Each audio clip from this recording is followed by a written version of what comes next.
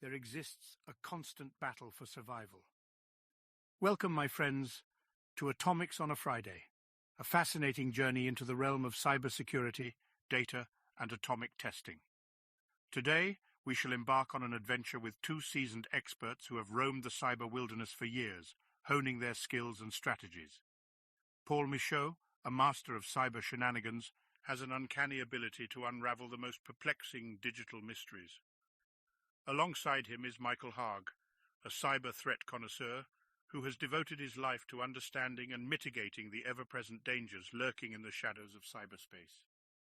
Together, they shall guide us through the complex tapestry of this digital ecosystem, revealing hidden treasures and secrets that will undoubtedly leave us with a newfound respect for the world of cybersecurity. So, dear viewers, let us dive deep into the heart of this wondrous realm, where the forces of good and evil collide in an eternal struggle, and let us explore what it truly means to protect our delicate digital existence. Join us on Atomics on a Friday.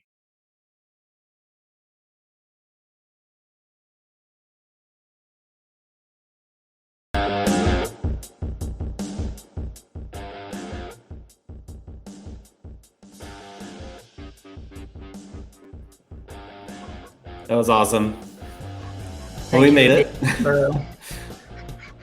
Yes. That's a warm introduction. Yes. Just join us. We should great. We should just have this title screen and the track, and then just upload that, and so that way, if you missed it, you can just go watch that on repeat, because that is some top tier. Yeah, I'll make sure it's bookmarked. Save that. Oh, that was so good. I think I just got 3 messages about it. That's amazing. Yep. That's good. Okay. We'll play it at the end too. All right, so just because. Yeah, of course. We have to have an outro for Atomics on a Friday. So that was provided by Jose. Thank you, Jose. Yeah, that was great. Thank you, sir.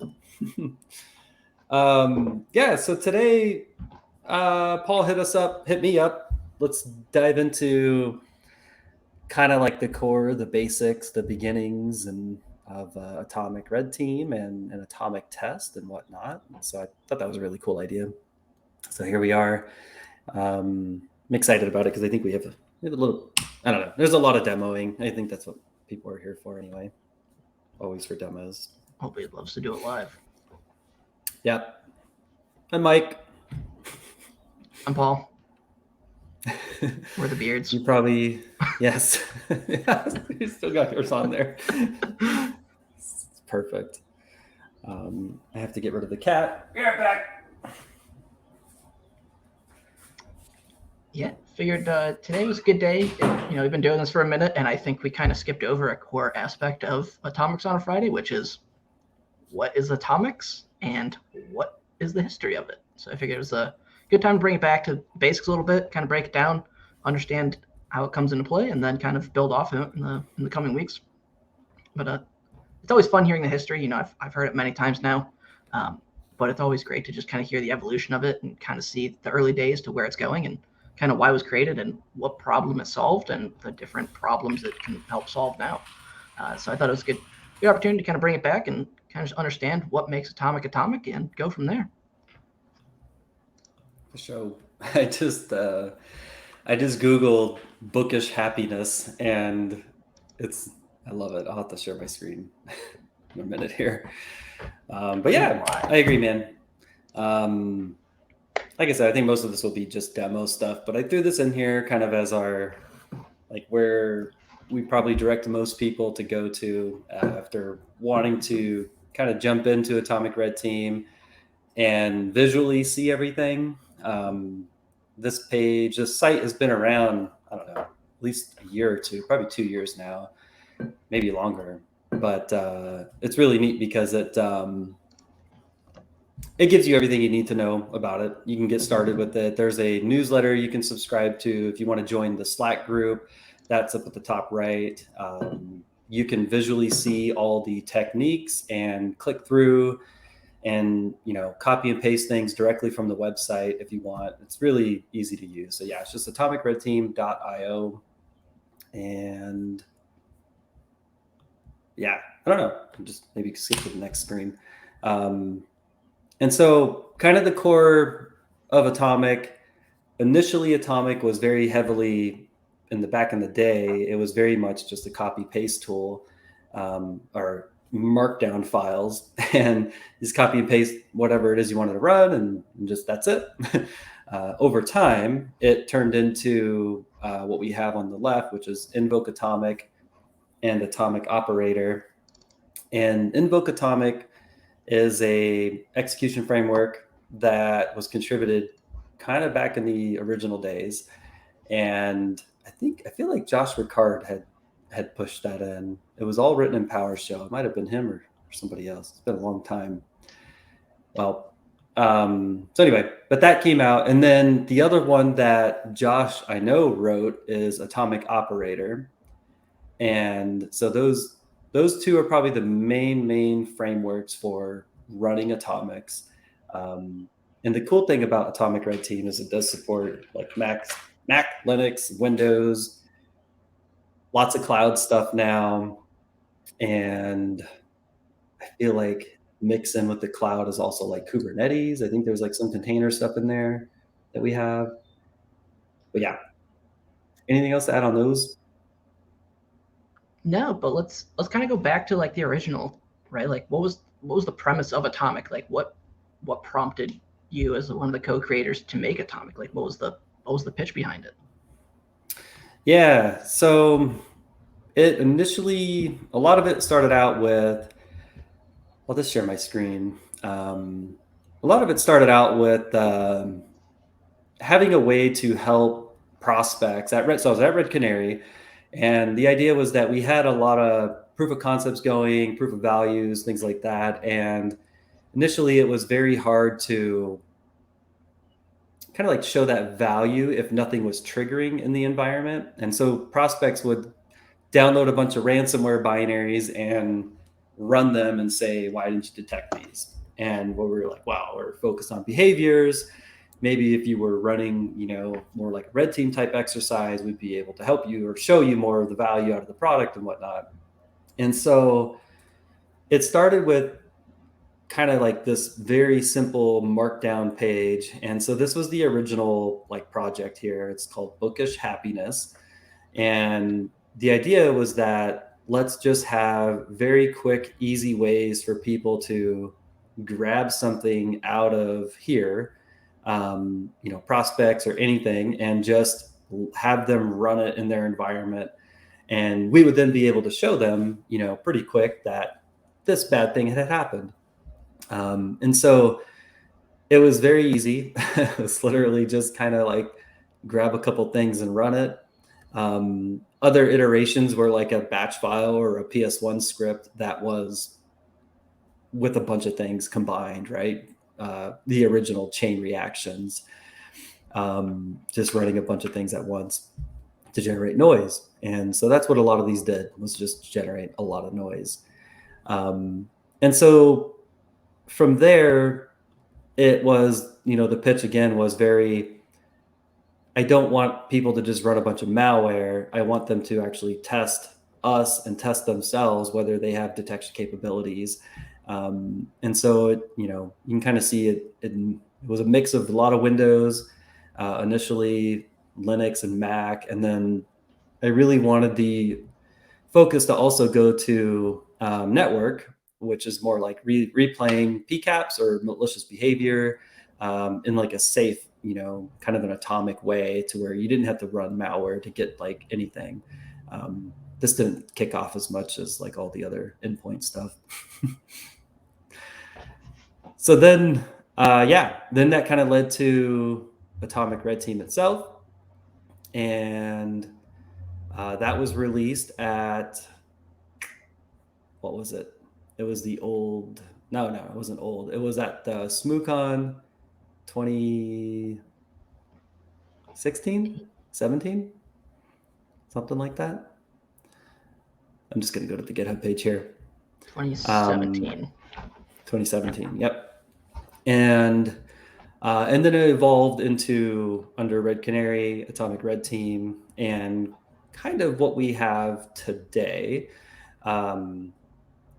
The initial code commits, you'll see a lot of it was very still bookish happiness and just a bunch of copy one-liners. And then during RSA 2018, I think it is, we moved everything into YAML files, mainly as a way to allow for execution frameworks to come in and be used, and to grab, the actual commands to run and execute and things like that. Over time, the evolution of it, we added like the GUIDs. Input arguments were kind of a big thing because it allowed for sort of like executor like variables. So like this drive letter one would be, where's it at down here? Is that missing in here? That's the prereq. It's right here. So it would end up being a variable either for the prereq command or for the actual executor, and the cleanup. So if you told it to clean up, something out of that path or whatnot, you can add a bunch of input arguments. But as you can see, it turned into not a complex project, but it turned in from like a copy paste to now something that could be, what was the word? Operationalized or engineered into other tools or read with other tools, Python or even PowerShell, things like that. Which I think kind of opened the door for more use with the project than just a copy paste thing. Yeah, I think it helps structure it so that whether you write it yourself or have some other tools that under the hood can read YAML, and then if you know how to read Atomic, the structure, you can programmatically go execute this in a multitude of ways. It doesn't have to be specifically tied to Atomic Operator or Invoke. If you can parse it and know how to read the structure, like you can put it in anything. There's even things like a Freya agent for the Mythic framework that can execute it. Prelude has support for it. Caldera. So a lot of things actually follow similar structures and can read and help execute this across scale, right? Like multiple endpoints, which is kind of neat. Yeah, that is cool. And I mean, that also goes to like even like the enterprise breach attack SIM tools, right? Like they have the ability to ingest these and, help people go from, at least A to M, and then the rest is hopefully their like own custom stuff to Z.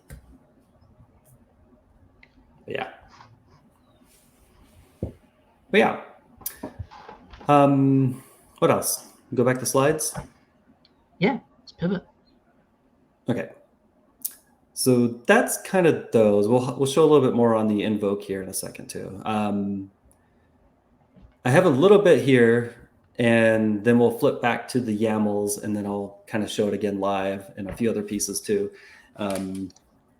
So kind of we showed it a little bit in the YAML, but like the biggest pieces to like in Atomic, I think there's about 4 stages. I was kind of ripping through it, but there's input arguments. So like I mentioned, they're like variables for strings, paths, an integer, or even a URL that will be used, either for dependency or the actual executor. And then dependencies is what is the prerequisite for this Atomic test. And so a lot of our tests will have like Mimikatz, and I need to go download the latest version of Mimikatz or a PS script or something like that. It'll go and do all that stuff. So that's a dependency, something that the test needs in order to operate, or else the executor will fail. And then the executor is the actual execution of whatever you're trying to run. And so cool piece, and I'll show in the YAML spec, we do support like command prompt, PowerShell, Bash, Shell, and then also manual. And I totally forgot about manual. So manual would be, you actually got to go and copy paste commands, or it has to be ran manually. It needs some kind, maybe like a netcat listener and something else. And then the last stage is cleanup. Most of our Atomic tests have a cleanup in them. And so the idea is that, you get your dependencies, you run your executor, and then you run your cleanup. Hopefully it works. Sometimes. Yes. Sometimes you have to update it with a custom SACL to change the permissions to a service so that you can actually delete it. Yeah. Yes.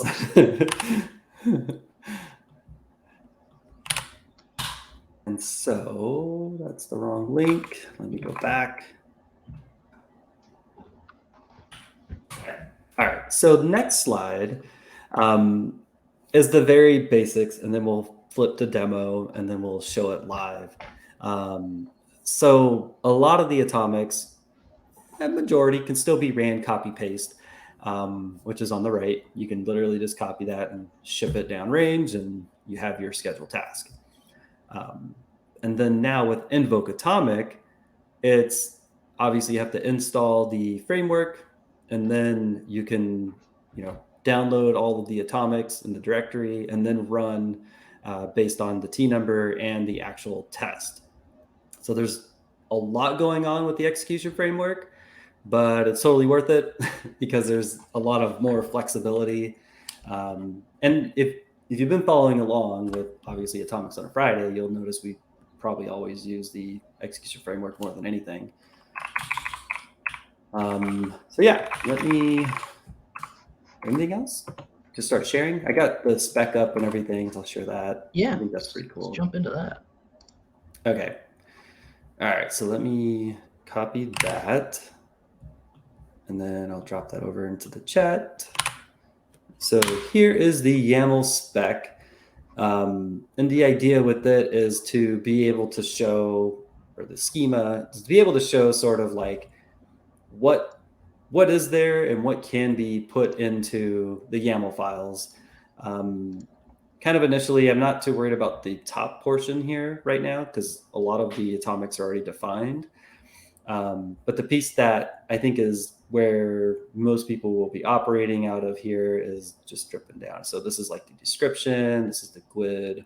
And then now you're getting into like, here's all the different platforms that we support. So Windows, Mac, Linux, Azure, cloud stuff. And then it goes into the input arguments. And so this is obviously like the exploded version of an atomic YAML because it's kind of showing you everything that you could put in here. So under input arguments, it's not required for every test. It's typically there if you're trying to call something, or if you want to have something you could repeat but change a certain thing, like a number or a string or a path. You don't want to download something to a certain place. You would put an input argument to modify that to have it go somewhere else. So those kind of like are all defined there. Now for dependencies, a dependency can have a separate executor compared to the actual executor that's used for the true execution of the test. So for a dependency, if it's in PowerShell and you're using it to download like Mimikatz, you would use PowerShell. And then in your actual test, you could either run it in command or in PowerShell, depending on whatever you want to do. There's a little bit of flexibility there. And then these are all the dependency requirements, or the items that could be put there, the actual command and the prereq command, which we'll show here in another YAML. And then now in the actual executor, again, you can use one of these, command, PowerShell, or if it's Linux, or if you want to do it manually, you can do that. And then it just runs. And then similar for cleanup, you just tell it what you want to use or what you want it to do.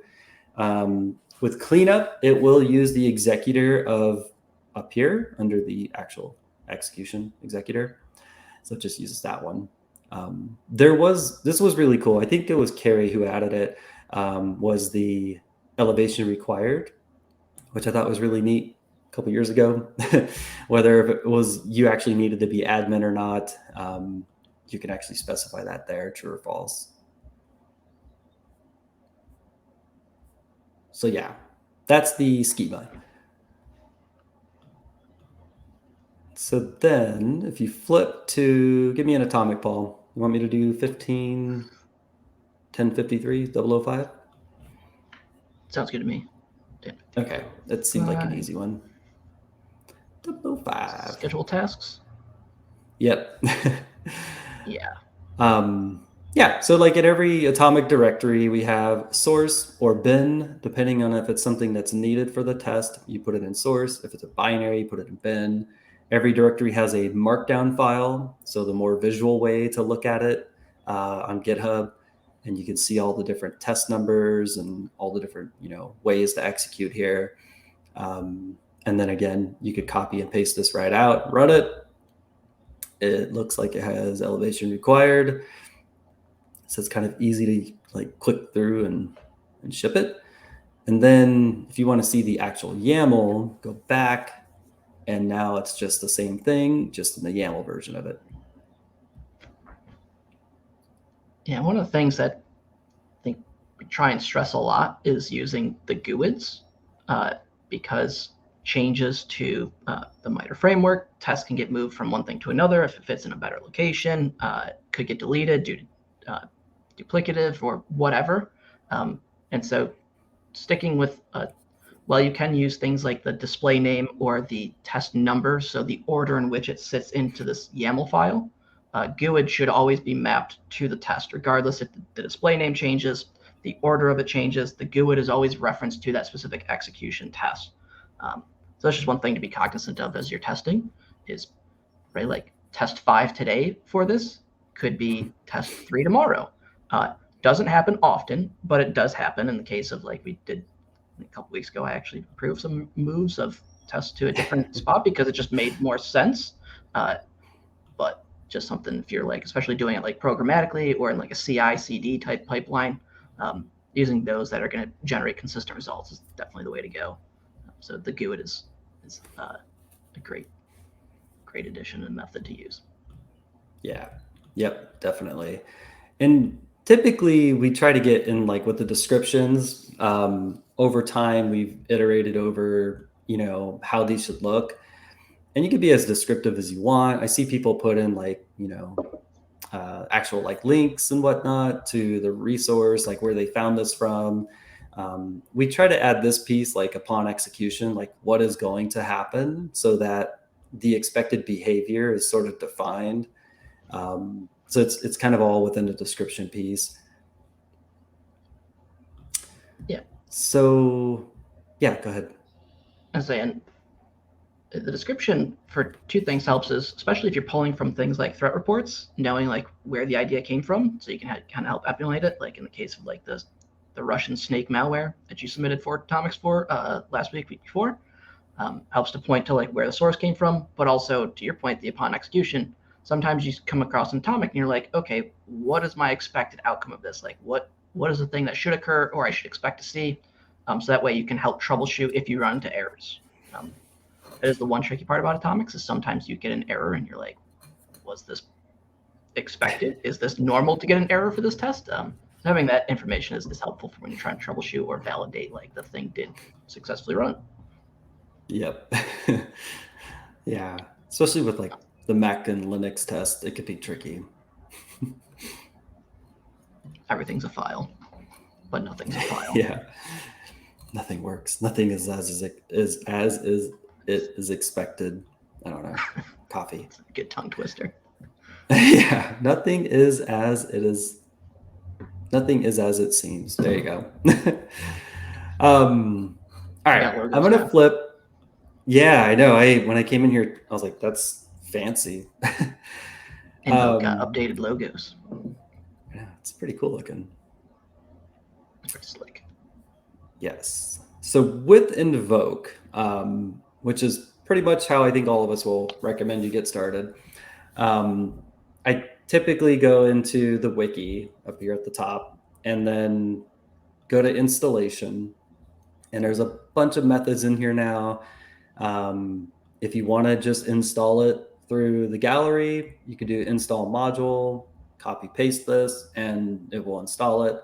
That just does the execution framework. So there's two parts that you need. You need the framework, and then you also need the atomics. And so if you want to install the framework, or manually, more or less, you can use an install script that we have, which will basically has a bunch of functions in it. And one of them is to install Atomic Red Team. And that's just the execution framework. There is a little bit of troubleshooting in here if you run into anything in particular, like an SSL TLS thing or an error that it can't reach out to the internet in your lab environment. I hope it's your lab environment. Copy this one-liner, paste it into your PowerShell, and run that. And then that typically resolves any TLS stuff. Now, if you're just, I'm in my lab environment and I want to get atomics and I also want to install the execution framework, typically the one I always run is just this top one right here. And literally just copy this out, open up your prompt, and simple as paste, ship it. It's going to tell me it's already there. I'm going to go ahead and tell it the force, which is also on the wiki. And this will force it to more or less re-download all the atomics and replace them. And the default, yeah, go ahead. I was just about to ask that. Where is the default installation? Yep, everything goes right into C Atomic Red Team. And that includes Invoke, and in a second, it's going to include the atomics folder. Sometimes you got to double tap. And boom, there it is. So C Atomic Red Team. So all the magic will happen.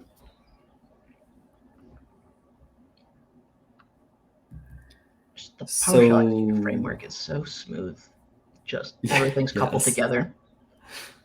I know. It's great. It's helpful. It's fast. It's quick and just get going. Yeah. So from there, there's a lot of other options in here, and really, I think for most part, you'll just be downloading Invoke and the atomics and just go from there. There's, I wouldn't call them edge cases, but the other instances here is like, don't download like the prereq payloads, or only get me the folder, the atomics folder, things like that, or other, install params down here. Like you want it to go to a different directory and stuff like that. The other cool piece about Invoke, and I think Jose last time when Jose was here, he was running PowerShell and Invoke Atomic Red Team on Linux. And so that's the kind of the power of the cross-platform for PowerShell, is that you can take this and run it on Linux or Mac, and you can run the same test. You can run the test for that particular platform. It's that simple, which is really cool. It's all stated here at the top. And then even cooler is that you can then remotely run atomic tests across all platforms, Linux, Mac, yes, and Windows. Yeah, that is really cool. SSH for your Mac and Linux, and then of course Windows, like, just doesn't get any easier to do it locally or remotely. Yep. I have not done it between Mac and Windows or Linux. Have you Windows to Linux before, or the other way? Either way, no. Other ways? Yeah, same here. I think it's most. I'm like 99% Windows. Yeah, I haven't had the use case, I guess. Yeah, I just got Mac VMs running on my ESXi instance, so that is possible. Nice. If you do some GitHub foo, you can find a neat script for those of you running ESXi at home. It's not supported, but it is doable. I'll leave you with that. It works. So you can absolutely have Mac VMs on your own, on non-Apple hardware, even newer instances. So that is good news for those of you who need Mac VMs. I do. I can go for a Mac VM. All right, so for my next trick, I am going to run a get help against Invoke Atomic Test, mainly to just kind of show this stuff. Boy, I was going to say, I hope we have examples, but we don't. We don't have anything in here, apparently. Okay. There we go. Yeah. A lot of the that parameters. Things we went over. Some are nice built-in things, but that's hilarious. Now I think generally speaking, the Invoke Atomic Test is probably the one that most everybody will run. Yeah. Okay. So Mike, now what do I do? So we first said we're going to go ahead and play with the T1053-005. And you probably have seen this on our prior ones using invoke. So initially, I could just hit enter and fire all this downrange. Tons of things are going to happen. I have no idea how many tests are in here. I don't know what's going on. Oh, look at that. I hit enter. There it goes. Ooh, I accidentally slipped on that key. Yes. Let's see what happens live. Okay, so all kinds of things happen. We got errors, we got stuff everywhere. I have no idea what's going on, but apparently there's multiple tests. How can I do better? So We be let's more control targeted a little bit. Yeah, let's slow down. So gonna go back up. Couple things you can change here. So I always usually run. Always usually doesn't make any sense. I usually run a show details brief, and the brief tells me how many atomics I can run from this technique. And note that, for instance, there might be Linux and Mac test in here in the T1053-005. There might be Mac and Linux, but it's only showing by OS. And I knows that I'm running Windows. It's only going to show me Windows test. If I'm running Linux, it's going to show me Linux only. And there might only be one, so I might only see one with that. So now that I know which tests are in here, I only want to run one of them. And in that particular case, I only want to run test number 1 because that seems like the most calm, safest one. But at the same time, I don't want to just run it blindly. I want to see the details for that one particular test. So then I just say, show me for test number 1, show me the details. And then it gives us the output. If you remember in the UI, in the markdown, same thing. It's a very simple test. It's just a pretty quick one-liner here. It's obviously tagged as a T1053. The name is very obvious here, and we did just run it. And so I'm going to hit the cleanup command. Yeah, I'm going to clean this one up first. Now that it's gone, I'm just going to back out the cleanup, and then I'm just going to run test number 1 again. And they've been successfully created. I wish every test was able to tell me success failure like this because it would just be clean. But this is Windows we're talking about. No shade. Back to my brief. If there was a particular atomic that I was really interested in, for instance, like 7, I want to know what it's talking about. Let's go check out the details for that one. It says that it's going to create a regad, drop it in here, and then it's going to run. It will schedule a task to run that PowerShell. So very similar to the last one. I'm just going to ship it. I don't know if it's going to work. Yep, it was successful. Now, how can we prove this? How do I know it worked? Yeah. So I think that's one thing is like, how do we know? So a couple ways we can do it. One, if we're expecting our data to show up in something like our SIM instance or our EDR platform, or if it's network-based in our network logging, whatever that is. Obviously, in this case, we're running scheduled tests. So the easiest one in our little VM is to see if we can track down the test name atomic-T1053.005. Yep. And sometimes when I'm running like a pretty, oh my gosh. Welcome to my lab. Goose was here. When was the last time this lab was rebooted? Regooted? Regooted. Oh Top my tier. gosh. Oh my gosh. Okay. As we can see, it's right here. There's the first 2 that we were expecting. There's atomic-T1053.005. And we can see that those are created if we look at triggers and then actions. We can see that those are what we would expect from the test that it told us. So like that's a manual effort. Now, of course, if we were looking at something like trying to track this in our EDR, we could think about the lineage that occurred on our EDR.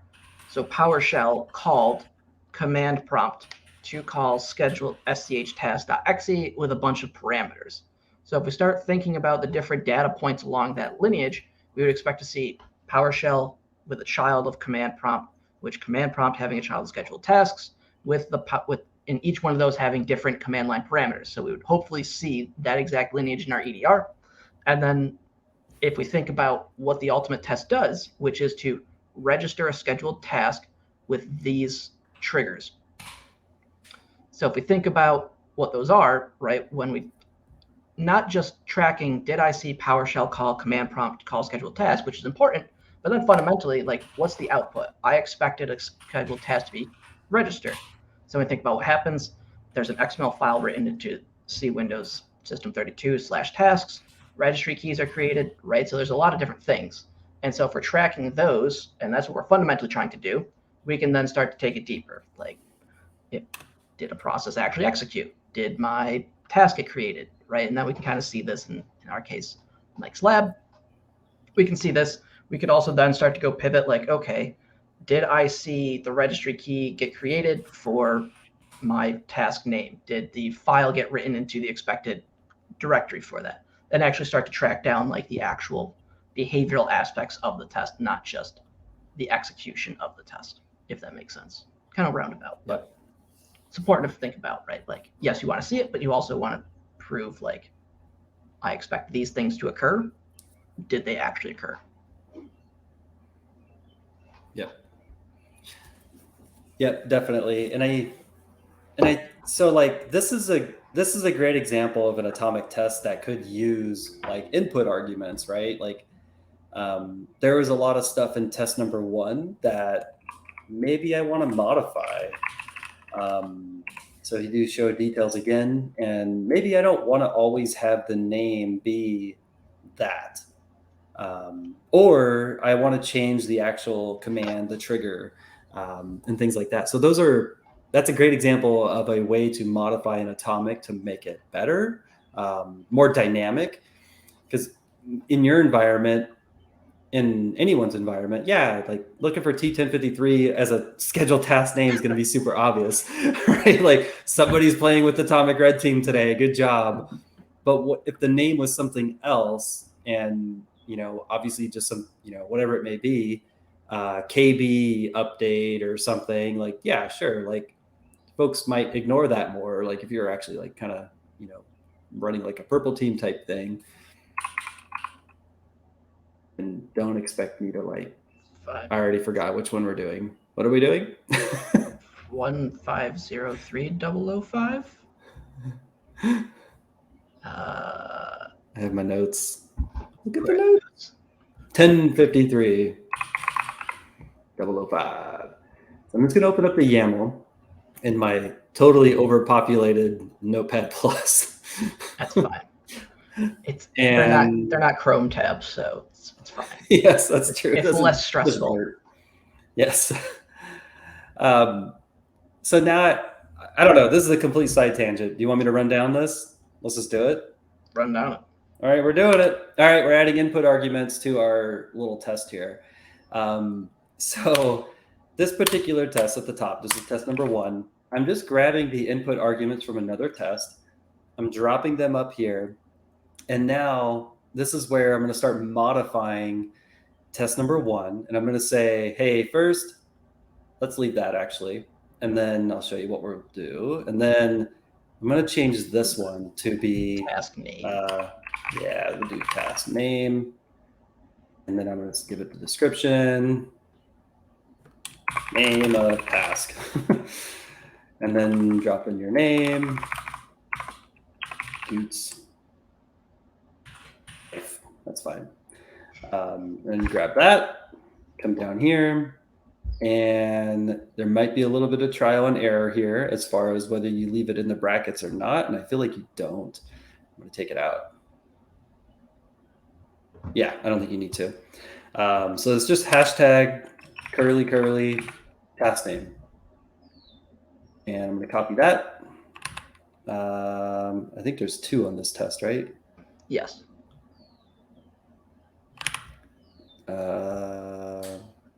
Goods life dot camp. We'll see if that works. Don't forget and then we're going fix your cleanup. Oh, yep. Let's double clean those. So this will go down here now. Otherwise, your cleanups will not work, and you will just forget that it didn't work. And then the next morning, you go into your VM, and you have a whole bunch of command prompts open and calculators running, and you don't know why. Don't ask me how I know. This is all from experience. Maybe. We can't be too sure on that one. Yeah, and now I'm just changing out the pass command with this, and save it. I think that may or may not work. So I'm going to go ahead and go over here, clear this up a little bit, show the details on that test. And as you can see, gootslife.camp. So we've officially changed a little bit of it. I think the trigger, that may need to be inside quotes, which we can fix. I think you just put them up here. Yeah. Does again, and nope. Okay. Then we'll put them Don't down worry. there. I think you put them over here too, yeah. There. That should work. Yeah, I think that's Good. Famous last words. There we go. All better. Okay. Name changed, all that stuff based on that. Okay, so we made this test super cool. We're going to go ahead and just kick it off again. This is going to install the Goots backdoor. And you got to refresh. F5. Hit F5. No, I don't have the keyboard. Don't work remote. What? There's your Goots life, and the Goots is still here. All right, so there's those, right? Obviously, you can run cleanup; it'll clean it up. But now you're doing some testing, and you're like, hey, I want to modify these on the fly. Like, I'm going to put this into a script or something, and I want to ship this, but I want to change the name, or I want to change the command or something. We have another param here called prompt for input args. This one, you hit enter once or twice, and now it asks you, do you want to accept the defaults, or do you want to change this? I would like to change it. Let's just do command notepad enter. And now what do you want to name it? Oops, is not here today. Ooh. I thought that was gonna trip. You It need needs to be quotes. quoted. Yep. Let's do it again. We'll leave that. All right. More importantly, Goots is not here today. There we go. So create .camp. it.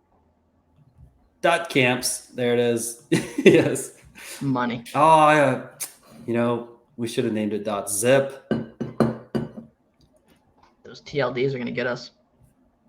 I can't believe there's so many in here. This is awesome. Okay. When was the last time you So- redeployed the lab? Hey. I don't even know what this is. Why is that popping up?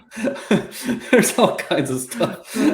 What is this? Oh, certificates, PowerShell. Okay. Certs are Oh. still last year. So now we got our details. We've modified this test. It officially has input arguments. Yeah, like this is like PR material now. Should I just ship it? I don't know if I can. I can't open it up on this screen, but maybe after I'll submit a PR. But otherwise, that's it, right? Like, And like when creating the basic skeleton structure, if you're thinking about shipping one, like, name, description, input args, supported frameworks. Don't worry about the auto-generated GUID.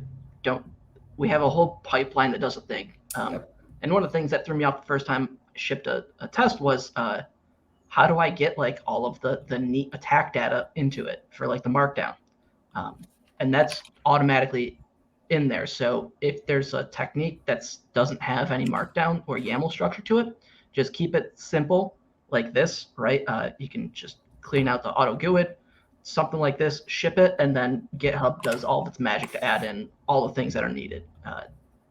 So don't think like it's got to be like perfectly structured. You got to copy and paste things from like MITRE's framework for like all that information. Like just keep it in there. The maintainers, we review them all, and then we test them, validate them, put them where they need to go. If there's any updates, we'll shoot you a message back, and then just go from there. Super, super awesome. Yep.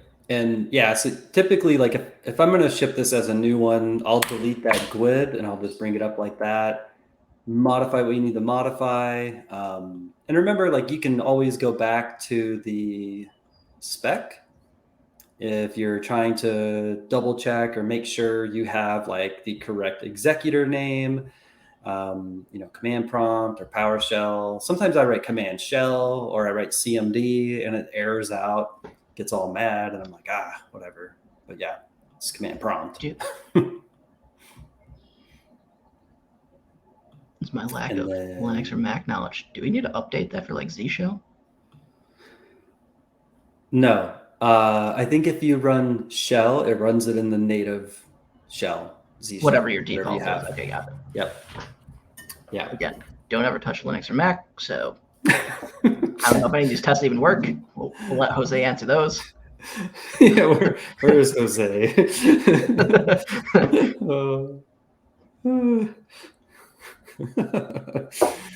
All right. We had a question. So about all the Sigma notifications are coming from the Nextron Systems Aurora agent. There's a free version, and then there's like a paid version. This is the version that ships with the Splunk attack range. It's the free one. But yeah, it's really cool. It has a little GUI and all that stuff. I think we talked about it a couple episodes back, but yeah, we get asked about it quite a bit. We should do something about that. Yeah, we'll have to get Naz back in, talk on the agent. Yes, that would be cool. Good idea. So just dropped into the chat. It's actually pre-baked into Splunk's attack range, right? Yeah. It's a new one in there? Yep. It's the main EDR outside of obviously like Sysmon.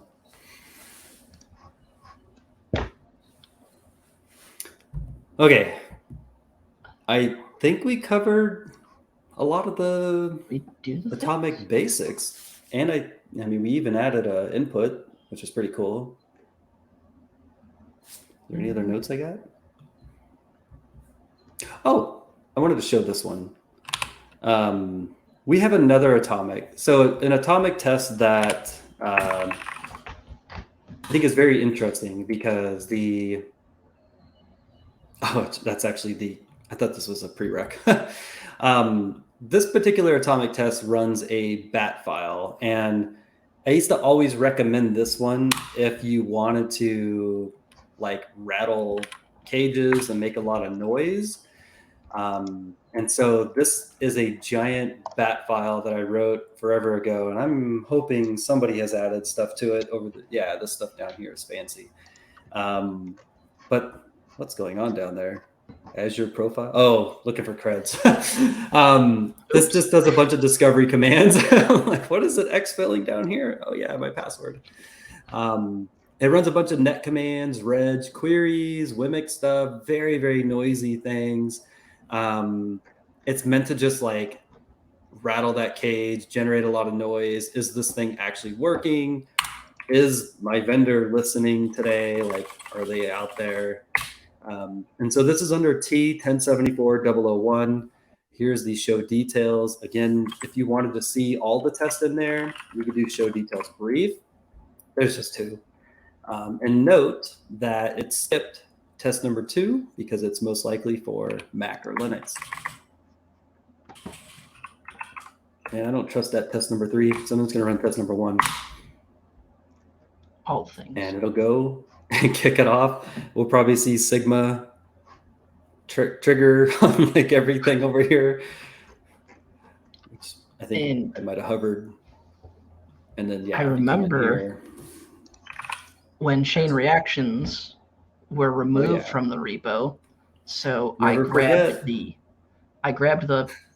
scripts and I PowerShelled them. Not as fun as that discovery bat, but there's a PowerShell script that you can use to run the original chain reactions. It's a PowerShell version. There's 5 or 6 functions, as well as what I called RBMK, to run every single one of them, just because you should just run them all and really see what happens. Yeah, because there were tests, Agronaut, Cyclotron, Dragon Safe, which is basically just don't run Mimikatz, and then Fission, Plutonium, Qbot, and RBMK. The Qbot one is older, but still has some good checks in there. And again, if you're just trying to just make noise and show me all the things, like definitely go run those types. Those 2 tests are probably my favorite if you're just, again, trying to, is this thing on? Here it is. There is a legacy link to there it is. The chain reactions right here. And initial access. Those are some good ones in there. It was a sad day when this was removed. It was. It's a lot of the rock and roll stuff. Oh, that's right. Yeah. Yep. Somebody should clean up and make a shell script for all the non-Windows ones. Where's Jose?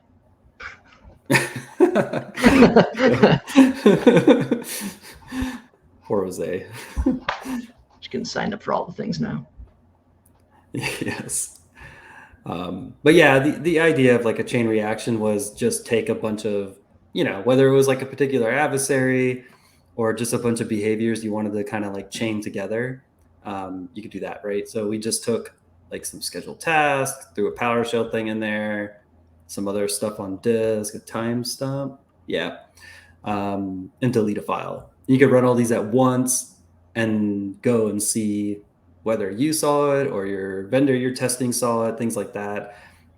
It just allowed for more like that quick ship it. But I think your script is, can you, I don't think I can copy this out. Can you send it to me direct? I'll open it up. Yeah. Do it live. There you go. Yes. Copy. There you go. Yeah, this is awesome. Yeah, super cool. So yeah, you can cycle through them all. That's awesome. RBMK. You want to fire them all off? RBMK is the way to go. Yep. Literally, we'll just call all of them. That is great. Yeah. But that's like the power of using it, right? Like with Atomic, Red Team, or even like taking different tests from Atomic. You could even chain in like invoke Atomic test like GUIDs and just have like a whole set of GUIDs for each function in here and just let it go nuts based on that too. Like I love that. It's nice because it makes it easy. Emulation scripts. Yes, you can do that too. always be shilling. Yeah.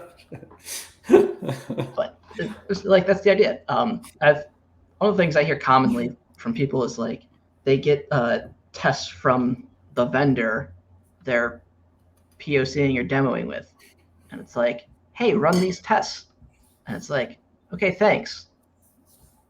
Now, like, I'm going to expect that you can see them. If you don't, like, well, that's awkward. So Atomic Red Team, I think, is a perfect tool to try and build like different ways of testing and improving out for yourself, because I think there's a lot of blind trust, unfortunately. And even tests that they do provide you, like, thanks, I expect you to detect these.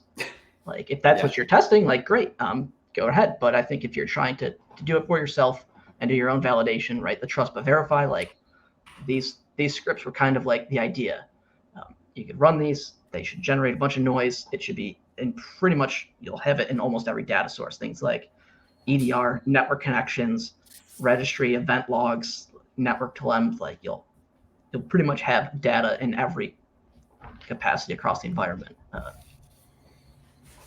Yeah, that's procedural. definitely like, yeah, I was gonna say that's definitely one of my favorite parts is like you could like procedurally step through each tactic and have one or multiple techniques from each to kind of show like that left to right, kind of going down the chain of things. And like it even deletes a file, like little things. It's a decent test, just to be able to show whether something worked or not, or if it actually saw a file write or even a file delete.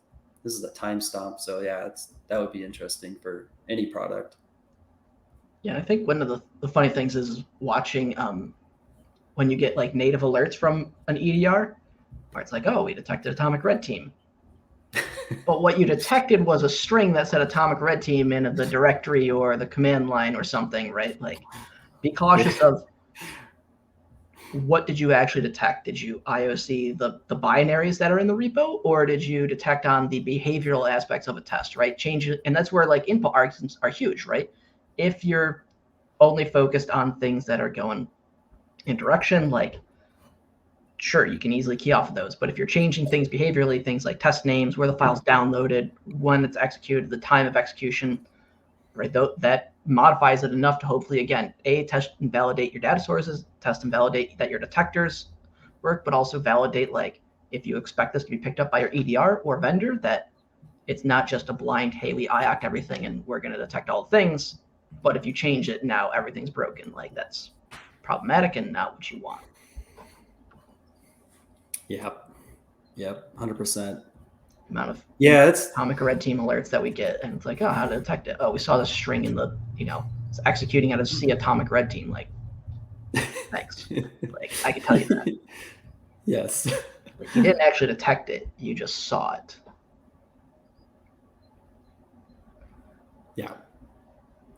Yeah, it'd be interesting how many vendors do just trigger on the fact that a atomic red team was written to disk or based on the string. The best way to do it is to not run it locally. Use your remote execution. Go to the invoke framework, either whether you're testing on Windows, Linux, or Mac. Follow how to do a remote test. That way, it's not just staged on the box. It's remote execute remotely across it. The PowerShell remoting for Windows or SSH for the other ones, and then lineage off of that. And then if it needs a requirement, it'll put those requirements on the system. It'll pull them down, download them, etc. But that makes it easy to do. Again, versus just testing locally, like you can do, which is good. And of course, like you want to see those, and also then validate your alerts of like whatever it is. Yep. I think you just said like our next. That should be our next Atomics on a Friday is remoting. That might be really good to dig through. Yeah, I think it'd be cool to demo Atomic Runner, which is a new function that got merged in a couple weeks ago from from Kerry Roberts and the amazing team over Walmart for that contribution. So if you're looking at doing like continuous integration, continuous testing programmatically, like absolute phenomenal ports. And Evan has logging too. So it has, and even logging to like remote syslog or shipping those to a remote syslog server. A lot of cool features. There's obviously the attire from Vector Team. So if you want to run Atomics and use Vector's purple teaming framework for tracking, like a lot of cool things. We could honestly spend like 3 months going through like the absolute multiple ways and core aspects that you could use Atomic. But I think it started of like what is the basics of an Atomic, what makes it up, the structure, and how it can easily just go through it. Yeah, I know. We probably should plan a little bit out and maybe even have Kerry come on and show it live. Yeah, I mean, it's probably one of the coolest things that we've seen in a minute.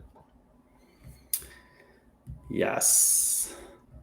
But yeah, that's that. I think that's it. I'll definitely make sure I add some bookmarks in the YouTube video piece. There's our demo thing. And I'll ship out any references and things like that. Trying to think of anything else. What's 2 weeks? Are we 2 weeks out from something? I don't know what day it is anymore. I don't even know what is in 2 weeks. The 2nd, June 2nd. June. All right. Yep. Let's go. After Yep, it works. what's that? Holidays coming up? Is that Memorial Day? Yeah, that's the 29th, I think. Monday. Yeah. Excellent. Awesome, man. Well, cool. This is good. Good start. We got a new atomic test with some new input arguments, and Is it technically a new test? Modified Can test. something be new and updated? Or new and improved, as they say? How can it be new and improved if it was never new before? Or if it's new now? It is coming in with some goods. The goods are always good. The tried and true. The tried and true goods. But yeah. Right I'll ship it. I'll throw it in, and then we can do some remote tests next week. See how it works. Yes. Yeah, remote test and atomic runner in 2 weeks. Invoke. Yeah, we can do atomic. Let's do remote both. Test. Let's figure it out. Do both? Just remote? I don't know. Figure it out. Make it work. That'd be fun. You could do Mac to Windows. Yeah, we can. See y'all. Maybe Jose can do that one. Yes. Yeah, that would be awesome. We'll get him back. I'll bug him. Sure. Let's get it. Cool. Thank you all for joining.